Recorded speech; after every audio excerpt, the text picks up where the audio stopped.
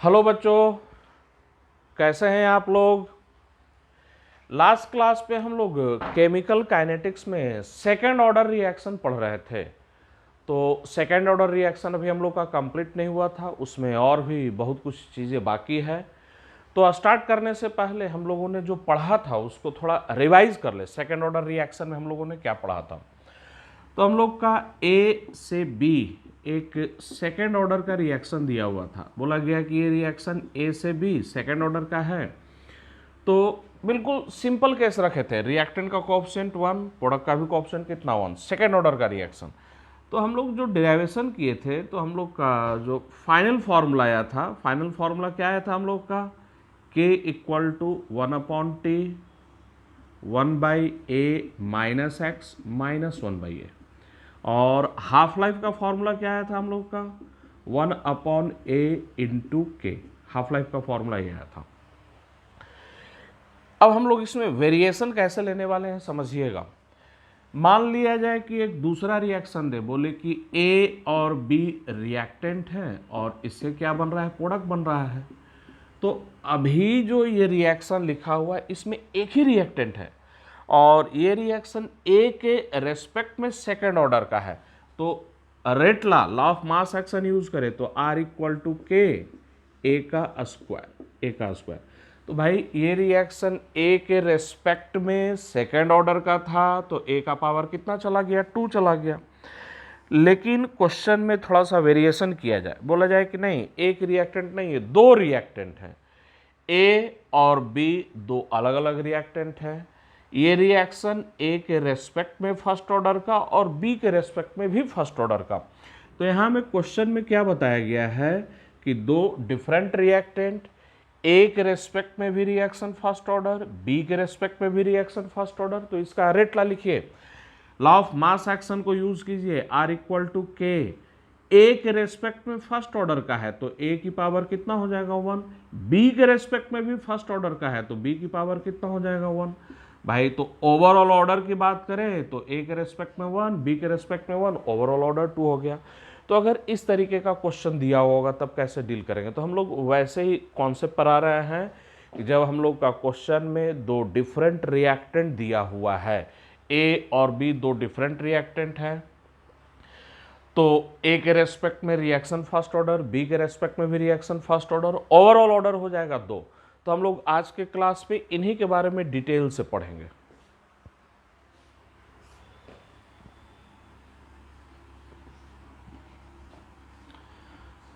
तो आज के क्लास में हम लोग का ए और बी ये दो डिफरेंट रिएक्टेंट है।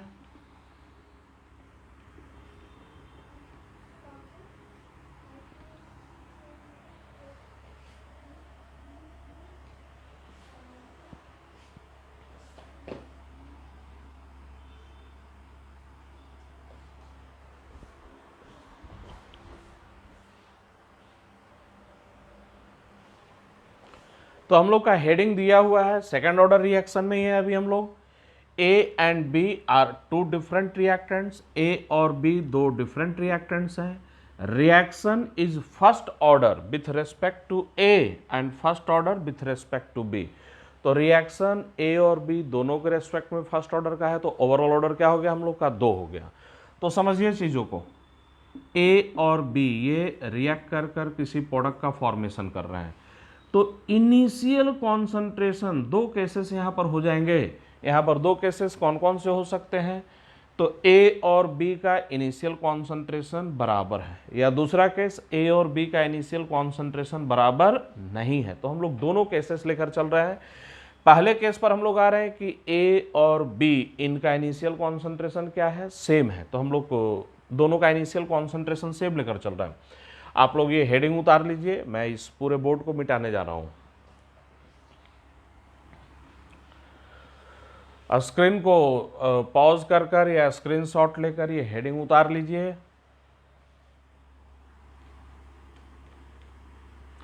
तो हम लोग केस 1 में है। केस 1 जब ए और बी दोनों का इनिशियल कॉन्सेंट्रेशन क्या है, सेम है।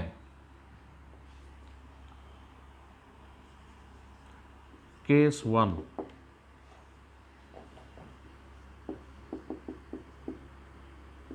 Initial concentration of A and B are same. A और बी का इनिशियल कॉन्सेंट्रेशन क्या है, बराबर है। चलिए हम लोग का रिएक्शन ए और बी, ये दो रिएक्टेंट, ये रिएक्ट कर कर क्या बना रहे हैं, प्रोडक्ट पी का फॉर्मेशन कर रहे हैं। इनिशियल कॉन्सेंट्रेशन दोनों का सेम है, तो टी इक्वल टू 0 पर बोला गया ए का कॉन्सेंट्रेशन ए, बी का भी कॉन्सेंट्रेशन है, दोनों का कॉन्सेंट्रेशन बराबर बराबर।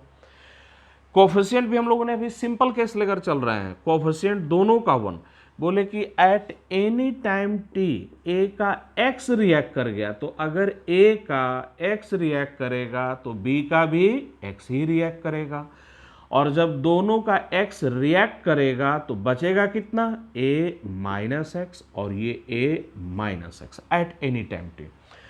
अब हम लोग आते हैं लॉ ऑफ मास एक्शन पर या रेट ऑफ रिएक्शन पर। तो रेट ऑफ रिएक्शन थोड़ा डिफरेंशियल फॉर्म यूज करते हैं। रेट ऑफ रिएक्शन कैसे लिखते हैं, रिएक्टेंट के डिसअपीयरेंस के रेट को या प्रोडक्ट के फॉर्मेशन के रेट को कॉरस्पॉन्डिंग कोएफिशिएंट से क्या कर देते हैं, डिवाइड कर देते हैं। तो रिएक्टेंट है ए और बी, हम लोग रेट ऑफ रिएक्शन लिखते हैं। तो ए का डिसअपीयरेंस का रेट, तो ए का डिसअपीयरेंस का रेट क्या आएगा, याद कीजिए minus d A by d t, और कोफिशिएंट कितना है ए का 1 से डिवाइड कर देंगे, तो ये ए का डिसअपीयरेंस का रेट हो गया, और कोफिशिएंट 1 से डिवाइड कर दिए तो क्या मिल गया हम लोग का, रेट ऑफ रिएक्शन मिल गया। अब रेट ऑफ रिएक्शन बी से लिखते हैं, बी के डिसअपीयरेंस के रेट को, बी के डिसअपीयरेंस के रेट को बी के कोफिशिएंट से डिवाइड कर देंगे, तो ये ए का डिसअपीयरेंस का रेट, ये बी का डिसअपीयरेंस का रेट, इन डिसअपीयरेंस के रेट को कॉरस्पॉन्डिंग कोएफिशिएंट से डिवाइड कर देंगे, उसी को हम लोग क्या बोलते हैं, रेट ऑफ रिएक्शन, और ये सब 1 से डिवाइड होकर 1 ही रहेगा, तो ये आपस में बराबर होते हैं। इक्वल टू, इसको हम लोग ऐसे भी लिख सकते हैं dx अपॉन dt। अब पूछेगा सर ये dx बाई dt कैसे आएगा, तो जरा ध्यान दीजिए, eight any time t a का कॉन्सेंट्रेशन कितना है, तो a माइनस एक्स, तो यहाँ पर रखिए माइनस डी ए minus x upon d t, और इसको सॉल्व कीजिए, सॉल्व करेंगे तो ये माइनस, और ये हम लोग का a कांस्टेंट, इसको डिफ्रेंशिएट करेंगे 0 हो जाएगा, ये minus d x by d t, minus minus क्या आ जाएगा हम लोग का, प्लस आ जाएगा, d x by d t आ जाएगा। वैसे ही इससे भी वही सेम चीज़ आएगा, b का concentration eight any time t, b का कॉन्सेंट्रेशन कितना है, तो a माइनस एक्स, तो किसी भी समय पर b का concentration a minus x, same expression आएगा। तो ये हम लोग का आ गया डिफरेंशियल फॉर्म में रेट ऑफ रिएक्शन। अब लॉ ऑफ मास एक्शन को हम लोग यूज करें तो इसे हम लोग बोल रहे हैं equation first. Equation first law of mass action को यूज करें तो R इक्वल टू के, भाई A के रेस्पेक्ट में रिएक्शन है फर्स्ट ऑर्डर का, B के भी रेस्पेक्ट में रिएक्शन क्या है, फर्स्ट ऑर्डर का है, तो A की पावर 1 B की पावर 1। अब इसी को अलग अलग फॉर्म में लिख सकते हैं। भाई जरा ध्यान दीजिए, किसी भी टाइम पर A और B दोनों का कॉन्सेंट्रेशन बराबर बराबर है, तो at any time T A और B दोनों का कॉन्सेंट्रेशन बराबर है, तो इसको हम लोग कैसे लिख सकते हैं, के ए स्क्वायर या फिर के बी स्क्वायर। भाई A और B दोनों का कॉन्सेंट्रेशन बराबर, तो अगर ये B इक्वल टू A कर देते हैं तो ये A का स्क्वायर हो जाएगा, या फिर A और B दोनों का कॉन्सेंट्रेशन बराबर है तो ये A के जगह पर B कर दे तो क्या आ जाएगा हम लोग का, B का स्क्वायर आ जाएगा। और eight any time T A का कॉन्सेंट्रेशन B का कॉन्सेंट्रेशन दोनों बराबर, कितना, तो A माइनस एक्स। तो अगर कहीं भी A माइनस एक्स लिख दें तो हम लोग का एक्सप्रेशन क्या आ जाएगा, K into A minus x का होल स्क्वायर। तो ध्यान दीजिए ये सब चीज़ें कॉन्सेप्ट डिटेल में खुद से लिखने आना चाहिए।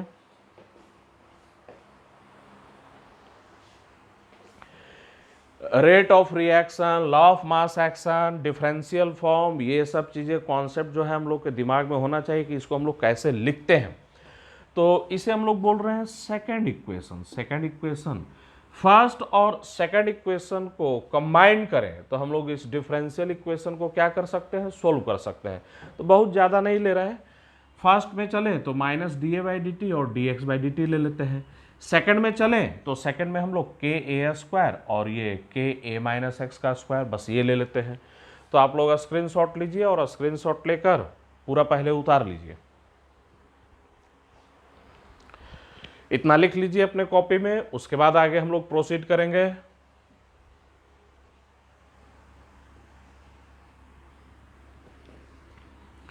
हाँ, हम लोग नेक्स्ट आगे प्रोसीड करते हैं। तो from equation first and second,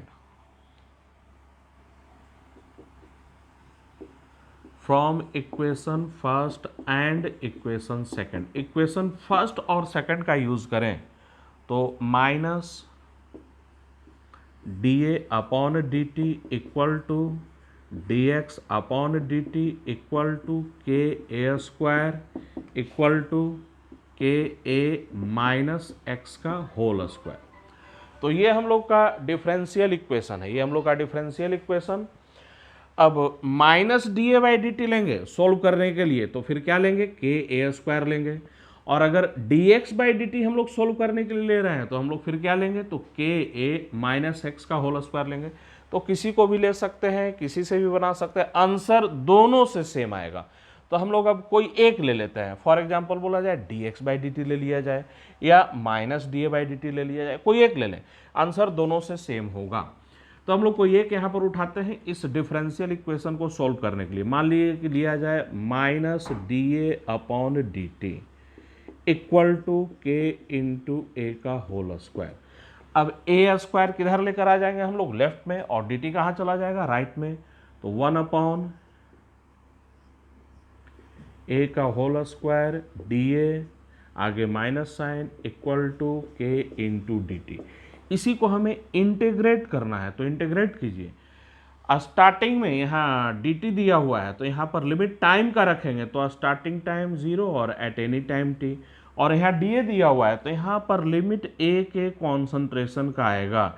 starting में ए का कॉन्सेंट्रेशन ए के बराबर और eight any time T A का कॉन्सेंट्रेशन ए माइनस एक्स।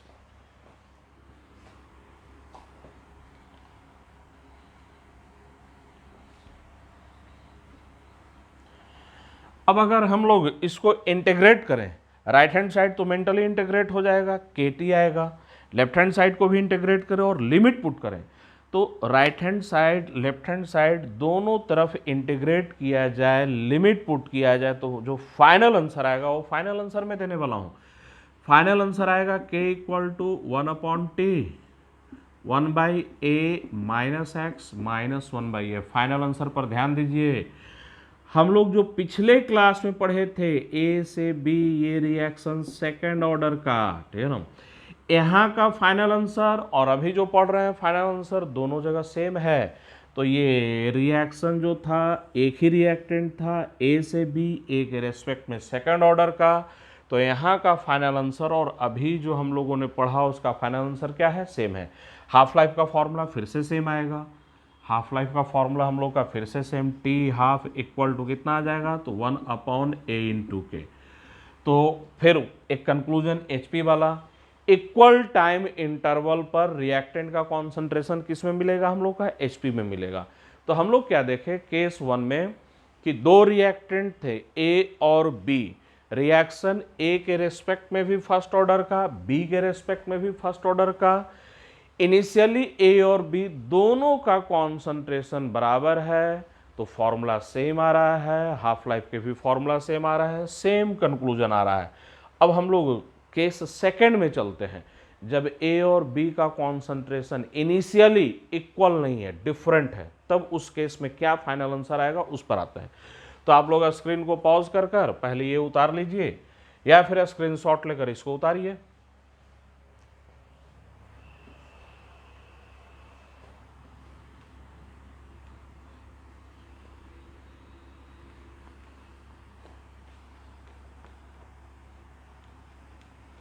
हम लोग आ रहे हैं केस सेकंड में, बड़ा ध्यान से समझिएगा केस सेकंड को।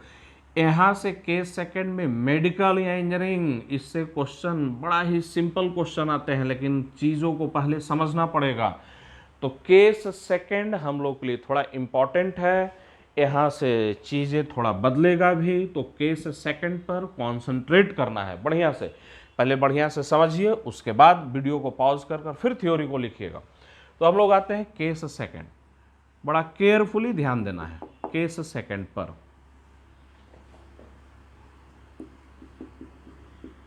Initial concentration of A and B are different.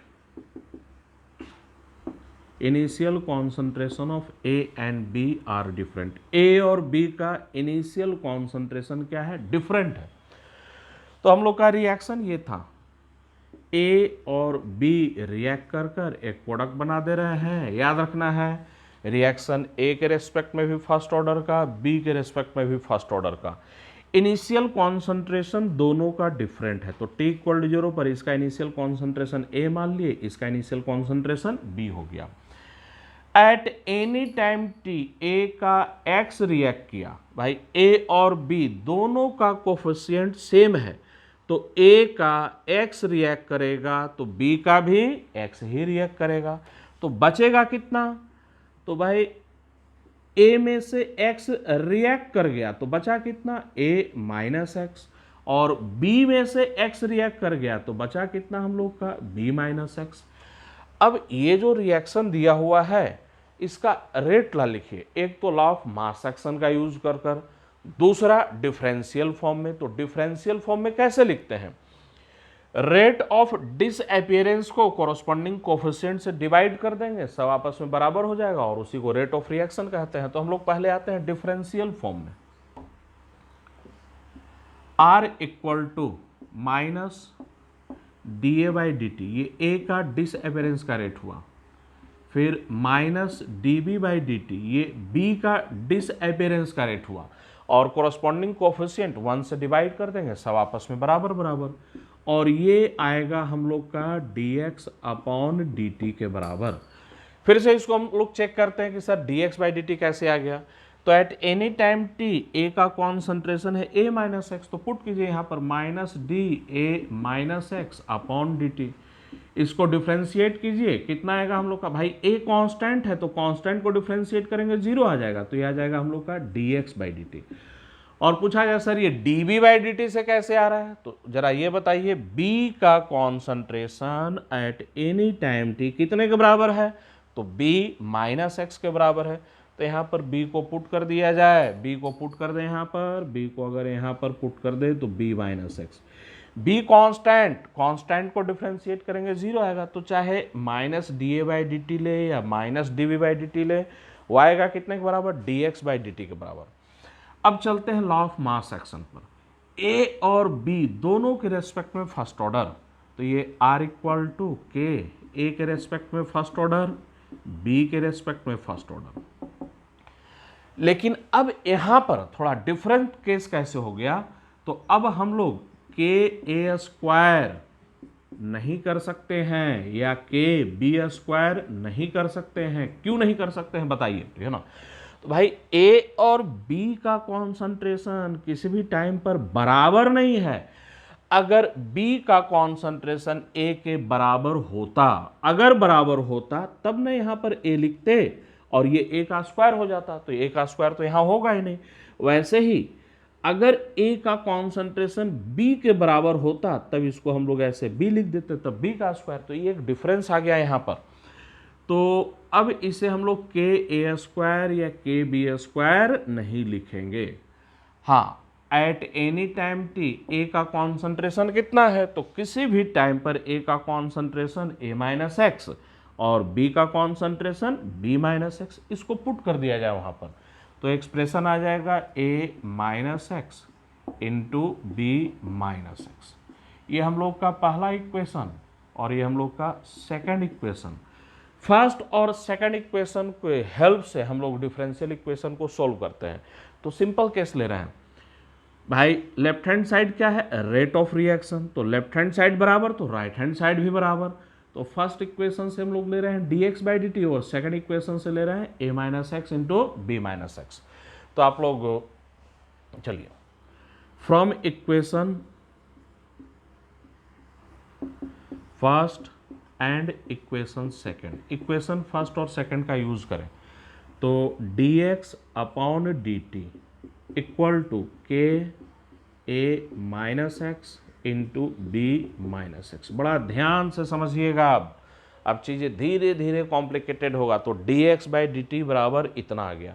सबसे पहला काम तो आप लोग इतना जो बोर्ड पर लिखा गया उसको अपने कॉपी में उतारे, स्क्रीन को पॉज कर कर या स्क्रीनशॉट लेकर। फिर हम लोग नेक्स्ट आगे बढ़ते हैं।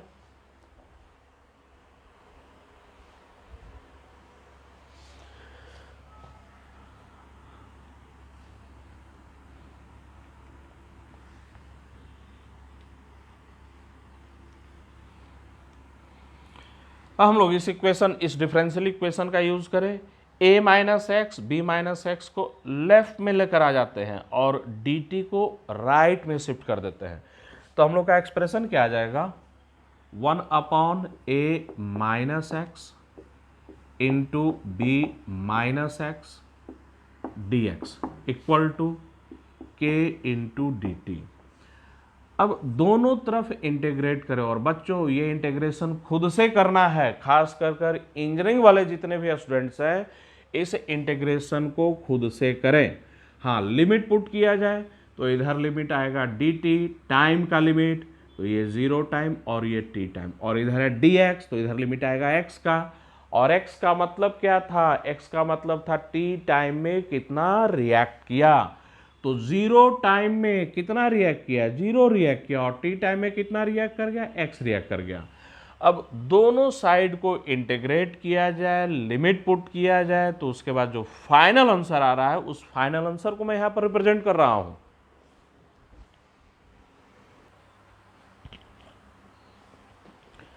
तो ये हम लोग का फाइनल एक्सप्रेशन आया। दोनों साइड को इंटीग्रेट कर दें, लिमिट पुट कर देती है, फाइनल एक्सप्रेशन है। जरा ध्यान दीजिए, फाइनल एक्सप्रेशन केस सेकेंड का और केस वन का बिल्कुल डिफरेंट है। दोनों मैं साथ साथ लिख रहा हूं। केस वन में जो हम लोग का फॉर्मूला आया था 1 upon t 1 upon A minus x minus 1 by A, तो थोड़ा ध्यान देना है। अगर दो डिफरेंट रिएक्टेंट हैं ए और बी, रिएक्शन ए के रेस्पेक्ट में फर्स्ट ऑर्डर, बी के रेस्पेक्ट में फर्स्ट ऑर्डर, और ए और बी का इनिशियल कॉन्सेंट्रेशन डिफरेंट है, तब ये फॉर्मूला ये आएगा। ठीक है ना, ये फॉर्मूला आएगा हम लोग का। हाँ, जब दोनों का कॉन्सेंट्रेशन सेम, या बोला जाए रेट ला इस फॉर्म में आ गया है R इक्वल टू के ए का स्क्वायर। तो अगर किसी भी केमिकल रिएक्शन का रेट ला इस फॉर्म में लिखा जा सके, R इक्वल टू के ए स्क्वायर, इस फॉर्म में अगर रेट ला लिखे, तो जब इस फॉर्म में रेट ला होगा तो अब उसका आंसर ये होगा। लेकिन अगर इस फॉर्म में रेट ला नहीं है तब ये आंसर ब्लाइंडली नहीं देना है। चलते हैं हम लोग केस सेकंड को और भी डिटेल से एनालिसिस करें। तो सबसे पहले बताइए, ये जो फॉर्मूला है वो कौन से ऑर्डर का है, 0 ऑर्डर, फर्स्ट ऑर्डर या सेकंड ऑर्डर का। भाई ये फॉर्मूला तो सेकंड ऑर्डर का है। तो यहाँ के को हम लोग बोलते हैं rate constant for second order, या second order rate constant. Formula second order का, रेट कांस्टेंट भी सेकंड ऑर्डर का, second order rate constant, second order rate constant, ये सेकंड ऑर्डर रेट कांस्टेंट है।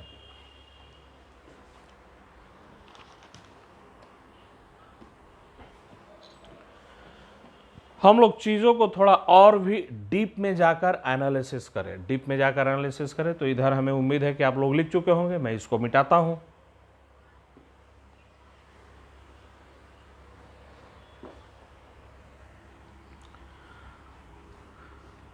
तो अभी जो हम लोग केस सेकंड कर रहे थे, इसको थोड़ा और डेप्थ में जाकर एनालिसिस करो और बिल्कुल कॉन्सेंट्रेट कीजिएगा।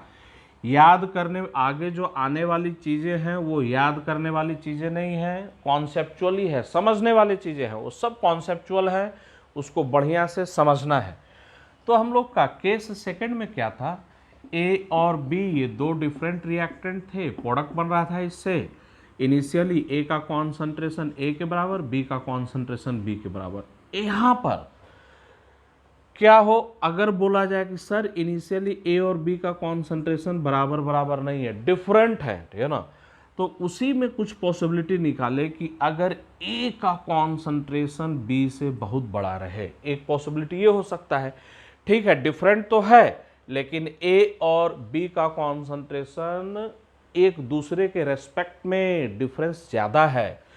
ए का कॉन्सेंट्रेशन बी के कॉन्सेंट्रेशन से बहुत बड़ा है। दूसरा हम लोग पॉसिबिलिटी ये भी निकाल सकते हैं कि बी का कॉन्सेंट्रेशन ए के कॉन्सेंट्रेशन से क्या है, बहुत ज़्यादा है। तो आते हैं, अगर ऐसा हो तब इस फॉर्मूला में क्या चेंजेज आएगा कि ए को बी के रेस्पेक्ट में लार्ज एक्सेस में कर दें, ए का कॉन्सेंट्रेशन बहुत ज़्यादा कर दें, या बी को ए के रेस्पेक्ट में लार्ज एक्सेस में कर दे, तब इस फॉर्मूला में क्या चेंजेज आएगा। तो दोनों पॉसिबिलिटी पर हम लोग आते हैं।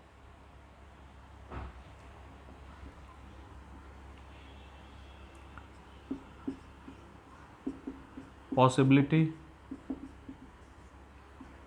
1, A is in large excess with respect to B। A जो है B के रेस्पेक्ट में लार्ज एक्सेस में है, तो मैथमेटिकली A का कॉन्सेंट्रेशन कितना, A के बराबर, B का कॉन्सेंट्रेशन कितना, B के बराबर। तो A B के रेस्पेक्ट में लार्ज एक्सेस में है, तो देयरफॉर क्या हो जाएगा हम लोग का, A is very very greater then B, A B से बहुत बड़ा हो जाएगा।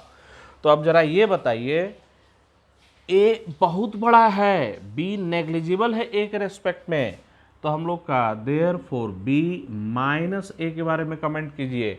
भाई B तो नेग्लिजिबल है, A बहुत बड़ा है, तो कुछ न्यूमेरिकल डाटा ऐसे यहाँ पर दे दिया जाए, बोला जाए 0.0001 -1, ऐसे डाटा दे दे। तो 0.001 -1, ये बताइए ये अप्रोक्सीमेटली कितने के बराबर होना चाहिए, तो -1 के बराबर होना चाहिए।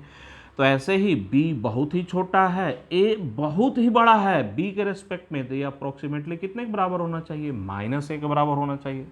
नेक्स्ट हम लोग आते हैं,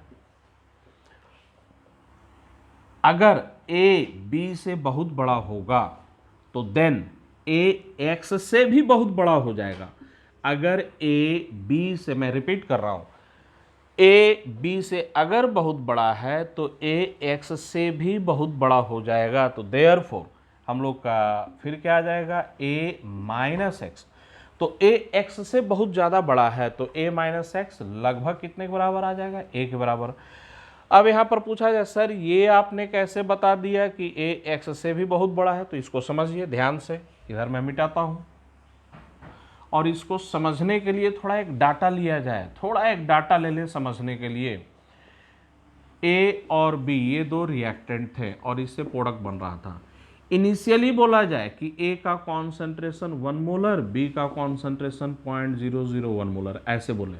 भाई A B के रेस्पेक्ट में 1000 टाइम्स बढ़ा, और इस फॉर्मूला को थोड़ा नीचे मैं लिख दे रहा हूँ, ये जो फॉर्मूला है इसको नीचे लिख दे रहा हूँ, ऊपर का स्पेस थोड़ा रफ के लिए यूज में आएगा। K = 2.030 divided by B minus A। Formula आप लोग के सामने बोर्ड पर रहेगा, कॉपी से देखने की कोई ज़रूरत नहीं। log A B minus x divided by B into A minus x. अब इसको मिटा दिया जाए। डाटा से ध्यान दीजिए, डाटा से और भी चीज़ें क्लियर होगा। A B के रेस्पेक्ट में बहुत ज़्यादा है, t = 0 पर बोला जाए eight any time t A में से x रिएक्ट कर गया तो बचेगा 1 माइनस एक्स, और ये कितना, तो 0.001 माइनस एक्स। और एंड पर बात करें, एंड पर, तो इन दोनों में देखकर बताइए मैक्सिमम कितना रिएक्ट कर सकता है। तो भाई मैक्सिमम तो 0.001 रिएक्ट कर सकता है, उससे ज़्यादा तो रिएक्ट कर ही नहीं सकता है, तो उससे ज़्यादा तो रिएक्ट करेगा ही नहीं। तो मैक्सिमम 0.001, ये बचेगा कितना हम लोग का, 0.999 मोलर बच जाएगा। तो अब थोड़ा ध्यान दीजिए, ये हम लोग का A है, ये हम लोग का B है, ठीक है ना, A और B, ठीक है ना। अब खुद से देखिए, A B से क्या है हम लोग का, बहुत बड़ा है, बिल्कुल सही भाई, 1.001 से तो बहुत बड़ा है। अब ये जो X रिएक्ट किया है वो मैक्सिमम कितना हो सकता है, तो जो X रिएक्ट किया वो मैक्सिमम 0.001 ही हो सकता है, वो भी एंड पर।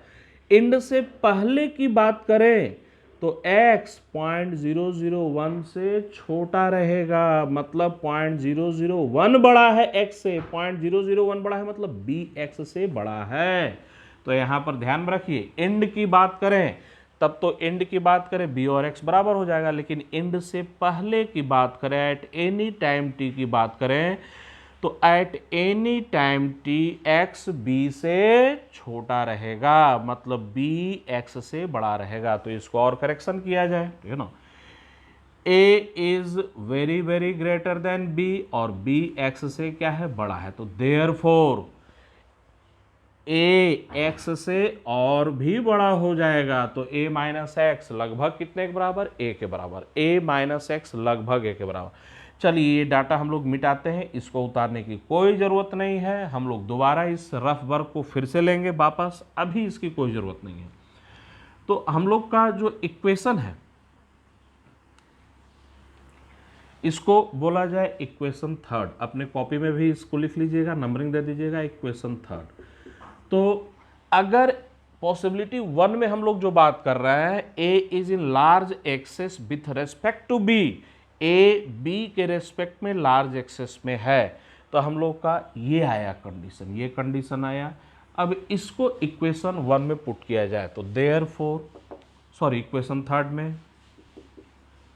फ्रॉम इक्वेशन थर्ड में इसको हम लोग पुट कर दें तो k इक्वल टू, यहाँ पर b माइनस ए लगभग माइनस ए के बराबर, तो हम लोग का approximately -2.303 upon A T log. अब यहाँ पर बताइए a माइनस एक्स ये लगभग a के बराबर आया था, तो a into B minus x divided by b into ये a और a क्या हो गया, हम लोग के कैंसल आउट हो गए, तो a और a कैंसल आउट हो गया, इसको हटा दे रहे हैं हम लोग, a और a कैंसल आउट हो गया। एक्सप्रेशन क्या बचा हम लोग का, b minus x divided by b, तो हम लोग का जो एक्सप्रेशन अभी बच रहा है b minus x divided by b। अब इस माइनस साइन को लॉग के अंदर लेकर चले जाएं, तो माइनस को लॉग के अंदर लेकर चले जाएंगे तो क्या हो जाएगा हम लोग का, -1 हो जाएगा पावर में, और जैसे ही पावर में -1, अब इसको सोल्व करें तो b नीचे से ऊपर में चला जाएगा और b माइनस एक्स न्यूमरेटर से कहाँ जाएगा, डिनोमिनेटर में आ जाएगा। तो फाइनल एक्सप्रेशन पर हम लोग आ रहे हैं, फाइनल एक्सप्रेशन पर ये हम लोग का चला जाएगा b न्यूमरेटर में divided by b minus x, ये आ गया, ठीक है ना, ये आ गया। अब a तो कांस्टेंट है, तो a को लेफ्ट में लेकर हम लोग आ जाएं, तो a को लेफ्ट में लेकर आ जाएं तो k into A approximately 2.303 upon t log b divided by b minus x, b divided by b minus x. इस फॉर्मूला को मिटाते हैं,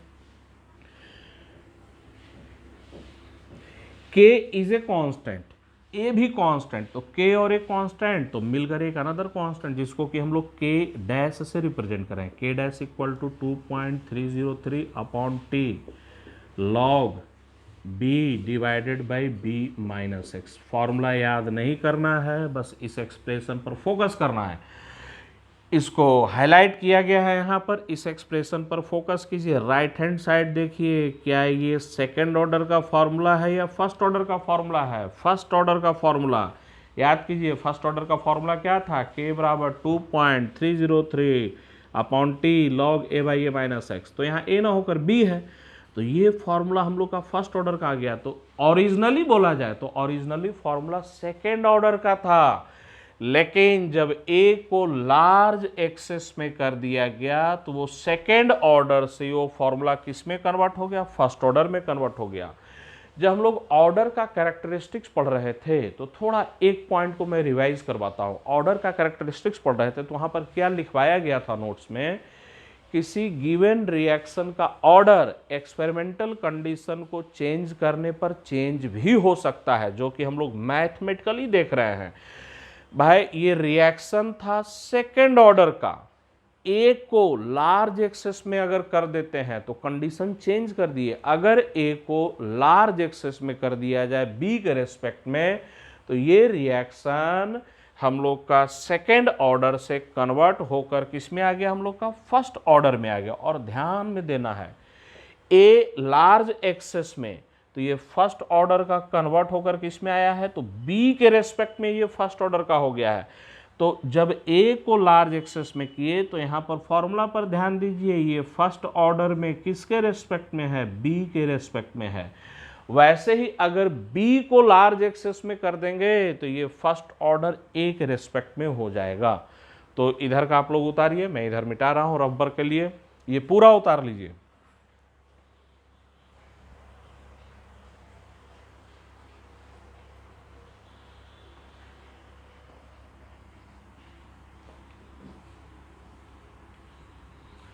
तो इस पॉइंट को याद रखना है, ए को लार्ज एक्सेस में किए थे तो बी के रेस्पेक्ट में फर्स्ट ऑर्डर का हो गया, वैसे ही बी को लार्ज एक्सेस में करेंगे तो ए के रेस्पेक्ट में फर्स्ट ऑर्डर का हो जाएगा।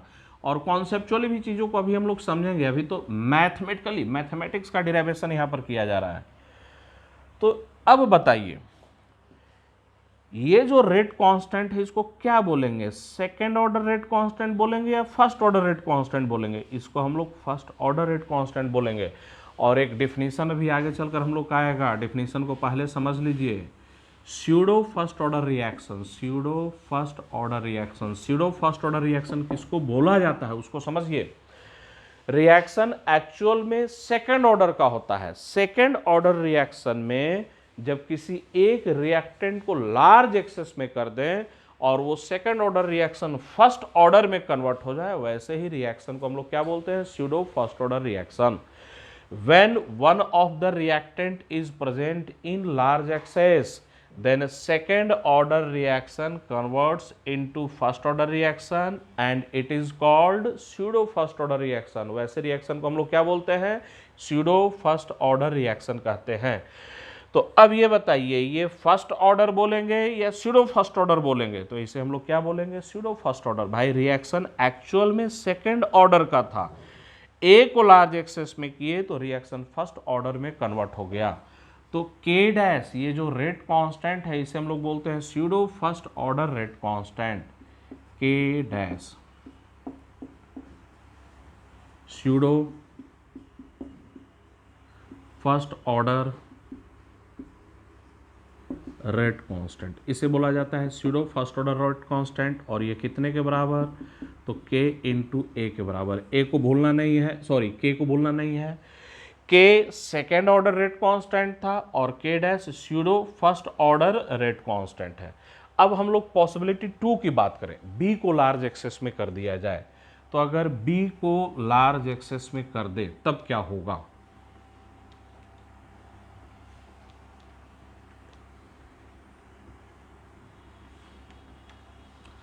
तो पॉसिबिलिटी 2 पर हम लोग चलें। Possibility 2, if B is in large axis,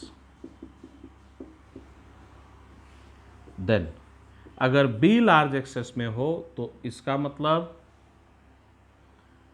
B का कॉन्सेंट्रेशन A से बहुत बड़ा होगा। B का कॉन्सेंट्रेशन A से बहुत बड़ा होगा, तब एक एक कर कर आइए। B का कॉन्सेंट्रेशन A से बहुत बड़ा होगा तो therefore B is very very greater then A, और A X से बड़ा होगा। कैसे हम लोग समझेंगे, लेकिन यहाँ पर मैथमेटिकली बताइए, B माइनस A ये अप्रोक्सीमेटली B के बराबर हो जाएगा, और B माइनस X ये भी अप्रोक्सीमेटली किसके बराबर हो जाएगा, B के बराबर हो जाएगा। अब ये B A से अगर बहुत बड़ा होगा तो A X से कैसे बड़ा होगा, समझना है।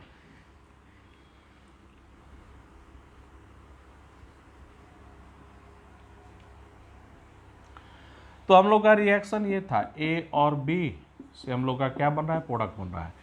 T इक्वल टू 0 पर A का कॉन्सेंट्रेशन 0.001 मोलर कर दिया जाए, ये A के बराबर, और B का कॉन्सेंट्रेशन 1 मोलर, ये B के बराबर। अब यहाँ से देखकर बताइए भाई, ये तो क्लियर है कि B जो है वो A से तो बहुत बड़ा है। अब ये दोनों जो आपस में रिएक्ट करेंगे, बोले कि ये X रिएक्ट कर रहे हैं, तो ये जो X रिएक्ट करेगा उसका मैक्सिमम वैल्यू कितना होगा?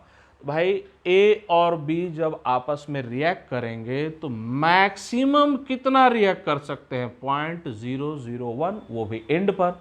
तो एंड से पहले की बात करें तो जो x होगा 0.001 से छोटा, मतलब A से क्या होगा, छोटा होगा। A से छोटा मतलब A बड़ा होगा x से, तो समझ गए। तो B A से बहुत बड़ा और A X से बड़ा। अब b a से बहुत बड़ा है तो b माइनस a लगभग b के बराबर, और b तो x से भी बड़ा है, बहुत बड़ा है, तो b माइनस एक्स लगभग b के बराबर। अब हम लोग का इक्वेशन थर्ड जो दिया हुआ था वो फॉर्मूला मैं यहाँ पर दोबारा लिख दे रहा हूँ, ठीक है ना। हम लोग का फॉर्मूला ये था k बराबर 2.303 divided by b minus a into t log a into B minus x divided by b into a minus x, यही इक्वेशन थर्ड था। तो फ्रॉम इक्वेशन थर्ड का हम लोग यूज करें, फ्रॉम इक्वेशन थर्ड का हम लोग यूज करें तो b माइनस ए लगभग b के बराबर, तो हम लोग का k approximately 2.303 divided by b into t log में आ जाए b माइनस एक्स लगभग b के बराबर, तो a into b divided by b into a minus x, ये b और b क्या हो गया हम लोग का, कैंसल आउट हो गया। तो फाइनल एक्सप्रेशन b और b कैंसल आउट हो गया, तो ये फाइनल एक्सप्रेशन हम लोग का क्या आ जाएगा, a divided by a minus x. अब b को लेफ्ट में लेकर आ जाएं तो k into B approximately 2.303 upon t log a divided by a minus x. अब ध्यान दीजिए ये क्या है, ये फर्स्ट ऑर्डर का फॉर्मूला है, और किसके रेस्पेक्ट में फर्स्ट ऑर्डर, तो a के रेस्पेक्ट में फर्स्ट ऑर्डर।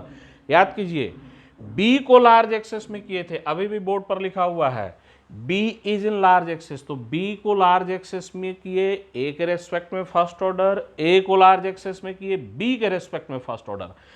अब k और b कांस्टेंट, तो मिलकर एक अनदर कांस्टेंट जिसको हम लोग k डबल डैश से डिनोट कर रहे हैं, equal to 2.303 upon t log a divided by a minus x.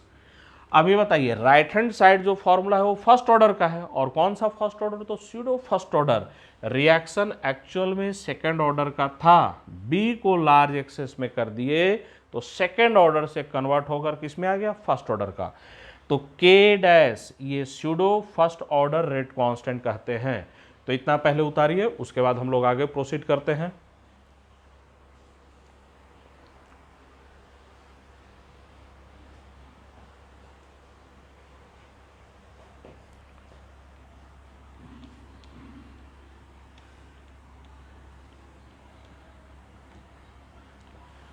k double dash equal to कितना, तो k into B.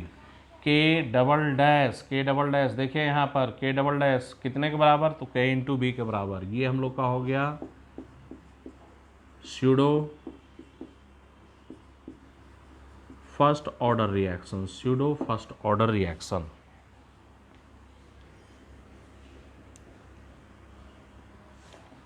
Pseudo first order reaction. तो अब हम लोग आते हैं स्यूडो फर्स्ट ऑर्डर रिएक्शन के डिफिनीशन पर। Pseudo first order reaction, pseudo first order reaction किसको कहते हैं,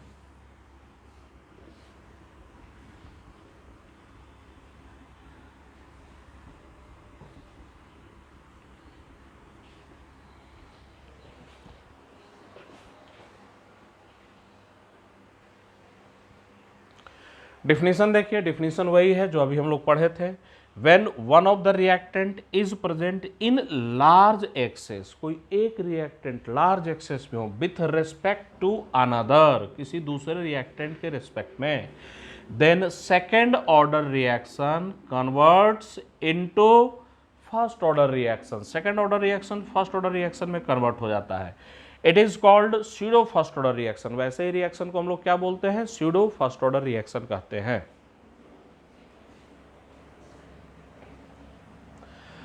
इसको उतारिए। अभी हम लोग और भी कुछ कॉन्सेप्चुअल चीज़ों पर आते हैं। अभी तो मैथमेटिकली हम लोग देखें, मैथमेटिकली हम लोग क्या देखें, ए लार्ज एक्सेस में तो बी के रेस्पेक्ट में first order, B large excess में तो ए के रेस्पेक्ट में फर्स्ट ऑर्डर। इसको थोड़ा सा हम लोग कॉन्सेप्ट को और सिंपल करते हैं, सिंपल कॉन्सेप्ट को करते हैं बिना मैथमेटिक्स के हेल्प के। कैसे पता करेंगे कि इसको लार्ज एक्सेस में कर दिए तो किसके ऑर्डर में चला जाएगा, इसको लार्ज एक्सेस में कर दिए तो फिर किसके ऑर्डर में चला जाएगा। तो सिंपल कॉन्सेप्ट से भी इन सब चीज़ों को हम लोग पता कर सकते हैं। तो आप लोग इसको उतारिए।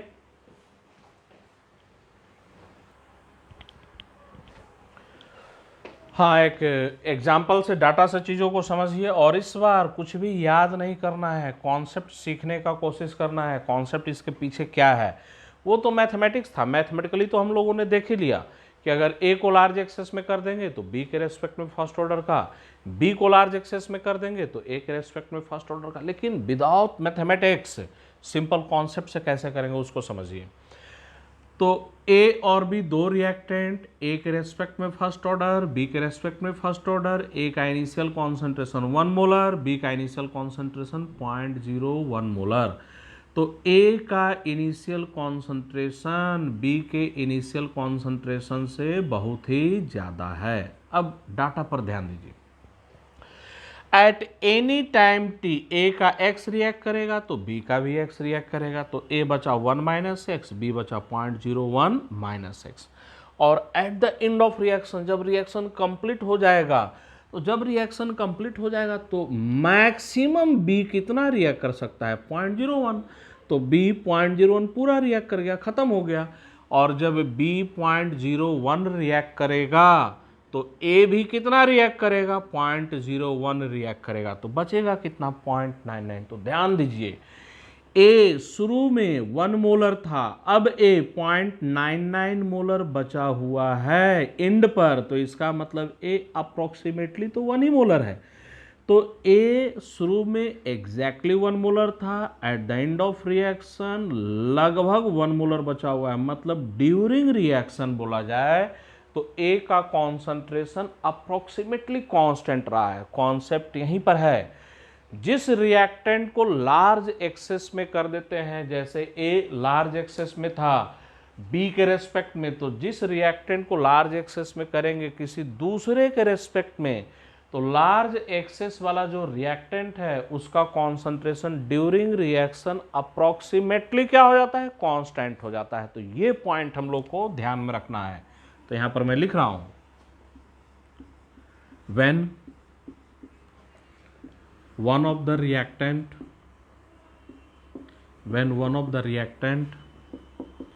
is present in large excess, when one of the reactant is present in large excess with respect to another, then its concentration is approximately constant,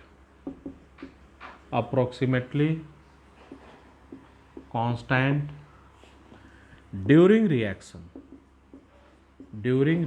उसका कॉन्सेंट्रेशन ड्यूरिंग रिएक्शन क्या है, तो अप्रोक्सीमेटली कांस्टेंट है। तो हम लोग रेट लॉ पर आते हैं। ये पॉइंट हम लोग को, ये कॉन्सेप्ट अपने दिमाग में बैठा लेना है। तो R equal to k into A into B, ए के रेस्पेक्ट में भी फर्स्ट ऑर्डर, बी के रेस्पेक्ट में भी फर्स्ट ऑर्डर। अब यहाँ जो डाटा दिया हुआ उसमें ए लार्ज एक्सेस में है, तो ए का कॉन्सेंट्रेशन अप्रोक्सीमेटली कांस्टेंट। तो जब ए का कॉन्सेंट्रेशन अप्रोक्सीमेटली कांस्टेंट, तो के इज ए कांस्टेंट, ए भी कांस्टेंट, तो के और ए मिलकर क्या हो जाएंगे, एक अनदर कांस्टेंट। तो R इक्वल टू इसको K डैश से रिप्रेजेंट कर दिए। अब जरा ध्यान दीजिए, ये रिएक्शन सेकेंड ऑर्डर का था, A को लार्ज एक्सेस में किए तो A का कॉन्सेंट्रेशन अप्रोक्सीमेटली कांस्टेंट हो गया, एक अनदर कांस्टेंट। अब ध्यान दीजिए, K को क्या बोलेंगे, तो K को बोलेंगे हम लोग second order rate constant. K dash को क्या बोलेंगे, तो अब तो रिएक्शन फर्स्ट ऑर्डर का आ गया, तो K डैश को बोलेंगे pseudo first order rate constant. अब हम लोग B को लार्ज एक्सेस में करते हैं, तो आप लोग उतार लीजिए इसको और यहां पर लिख लीजिए ब्रैकेट में A is in large access, A is in large access, A is in large access. चलिए इसको मिटाया जाए।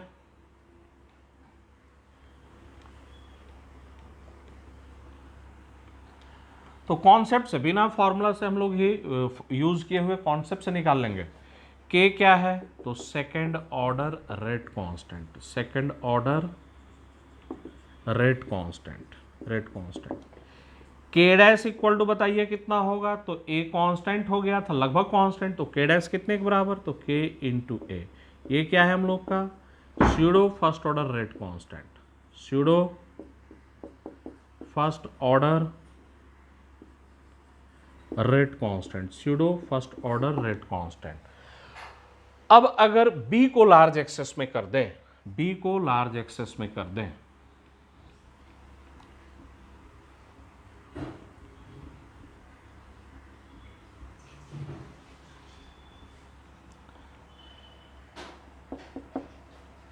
हम लोग का रेट लाइए है r इक्वल टू के ए की पावर 1 b की पावर 1।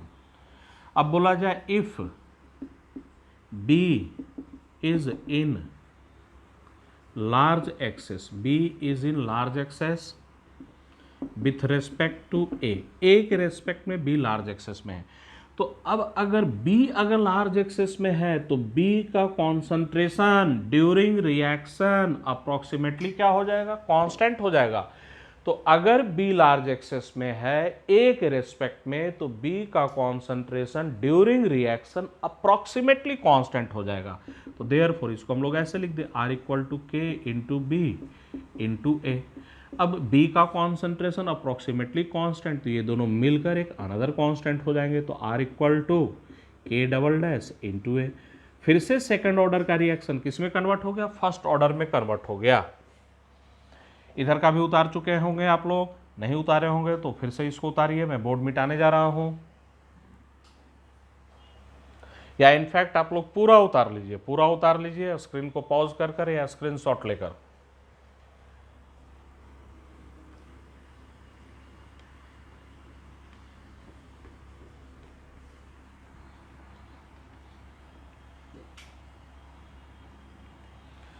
तो के डैश क्या बोलेंगे? के डैश कितने के बराबर? तो के इंटू बी के बराबर। भाई बी लार्ज एक्सेस में था तो बी का कॉन्सेंट्रेशन अप्रोक्सीमेटली कांस्टेंट हो गया। के कांस्टेंट, बी कांस्टेंट, मिलकर एक अनदर कांस्टेंट, और ये हम लोग का हो गया pseudo first order rate constant, pseudo first order rate constant, pseudo first order rate constant, pseudo first order rate constant. चलिए ये तो हम लोग सेकेंड ऑर्डर में थे। अब हम लोग इन जनरल चलते हैं कि बोला जाए सर तीन तीन रिएक्टेंट वहां पर है, ए भी रिएक्टेंट है, बी भी रिएक्टेंट है, सी भी रिएक्टेंट है। कॉन्सेप्ट अब क्वेश्चन में पूछूंगा, कॉन्सेप्चुअल क्वेश्चन में पूछने जा रहा हूं, आंसर आप लोगों को देना है, बड़ा ध्यान से समझ कर क्वेश्चन को। तो ये सब सारा मैं हटा रहा हूं, आप लोग इसको स्क्रीन को पॉज कर लिखिए।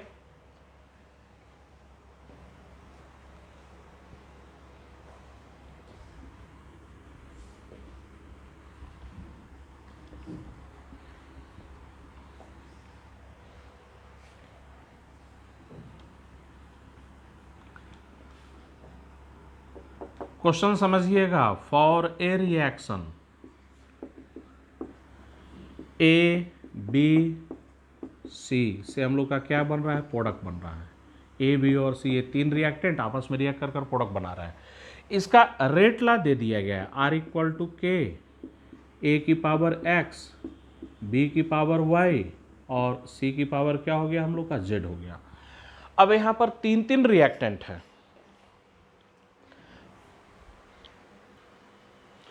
हम लोग को समझना यह है कि अगर ए को लार्ज एक्सेस में कर दे, तो ध्यान दीजिए, अगर ए को लार्ज एक्सेस में कर देंगे, तो ए को लार्ज एक्सेस में कर देंगे, इसका कॉन्सेंट्रेशन लगभग कांस्टेंट हो जाएगा ए का। तो के और ए मिलकर एक अनदर कांस्टेंट। तो अगर ए को लार्ज एक्सेस में कर दें तो रिएक्शन का ऑर्डर हो जाएगा y प्लस जेड। अभी रिएक्शन का ऑर्डर क्या है? तो ऑर्डर ऑफ रिएक्शन अगर पूछा जाए, ऑर्डर ऑफ रिएक्शन अभी कितना? तो x plus y plus Z.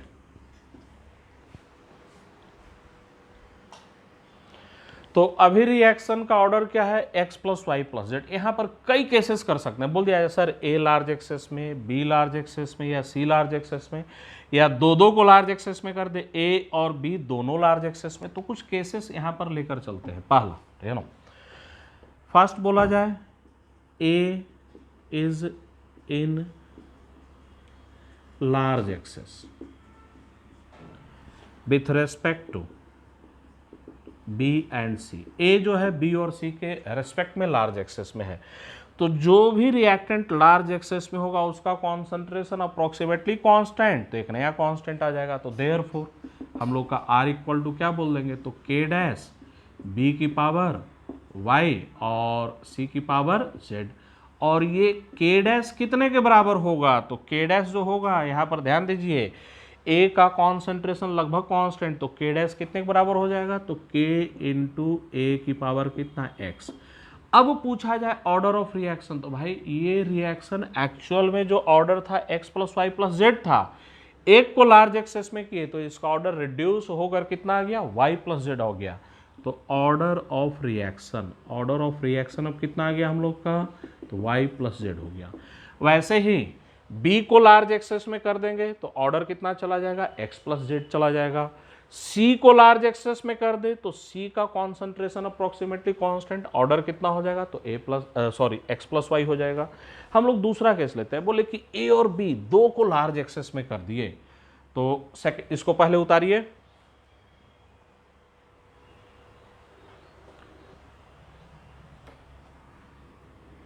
Screen को पॉज कीजिए और अपना नोट्स में उतार लीजिए।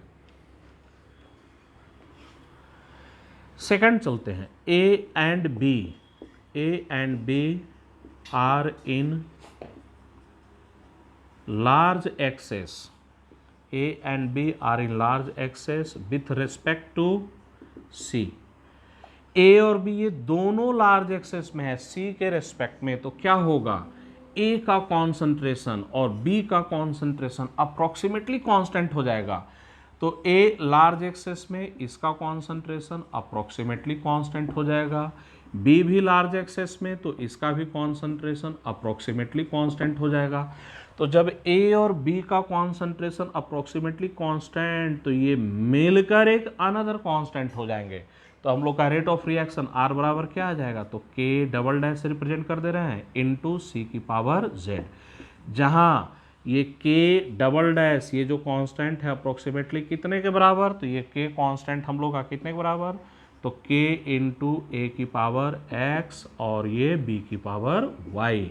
और अब बताइए अब रिएक्शन का ऑर्डर क्या हो गया, तो ऑर्डर ऑफ रिएक्शन ये कितने के बराबर, तो जेड के बराबर। तो बच्चों आज के क्लास में इतना ही, हम लोग का सेकेंड ऑर्डर पूरा कंप्लीट हो चुका है। नेक्स्ट क्लास में हम लोग मिलते हैं, लेकिन नेक्स्ट क्लास में मिलने से पहले उस क्लास में कुछ न्यूमेरिकल्स क्वेश्चन ये सब पर भी हम लोग आएंगे। तो अपने कॉपी में सेकेंड ऑर्डर हम लोग जो भी पढ़े उसको बढ़िया से क्या कर लेना है, रिवाइज करके रखना है। तो मिलते हैं हम लोग नेक्स्ट क्लास में।